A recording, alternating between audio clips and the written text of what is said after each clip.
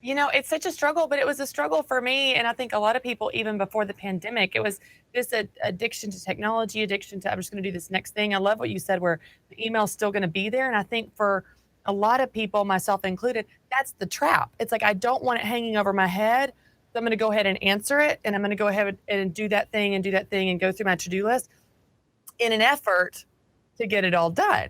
And then this trap I fall into, and y'all, I've lived in this trap for almost 37 years now, which is I will rest when I'm done.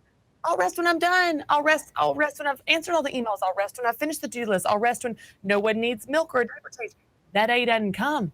That time doesn't come. It's never done. And I know that intellectually, but I always fall into that trap of I will rest when I'm done. And I think it's a daily struggle. It's a daily remembering and choosing to rest. I love in Psalms where it says, he leads me beside still waters. He makes me lie down in green pastures. And the word that jumps out to me in that verse is, He makes me.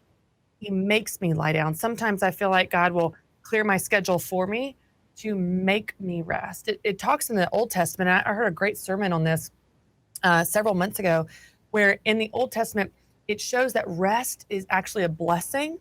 And there's a couple examples where it's a punishment. They will never enter my rest. And so when you start to look at rest, is not just a command, it's a blessing to get to rest. It's an invitation for us to participate in. And I think that when I remember it that way, it makes me a little bit more inclined to choose it, because you're never going to get done, whether it's with technology, social media, emails, whether it's with your kids, your house, you're never done. The house projects are never done. You never arrive. And so you have to choose to rest when things are still yet to be done. Choose to rest in the chaos. So that's a lot easier said than done. I realize that, but I think if, like anything, if it becomes a habit where you begin to do it, it's kind of like a muscle. If you never do it, that muscle is weak.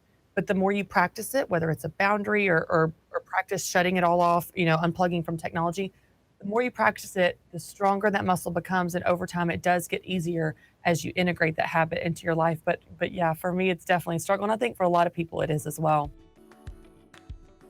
Hi everybody, I hope you enjoyed this video. Subscribe today and you'll never miss a new upload. Thanks for being a part of our Better Together community.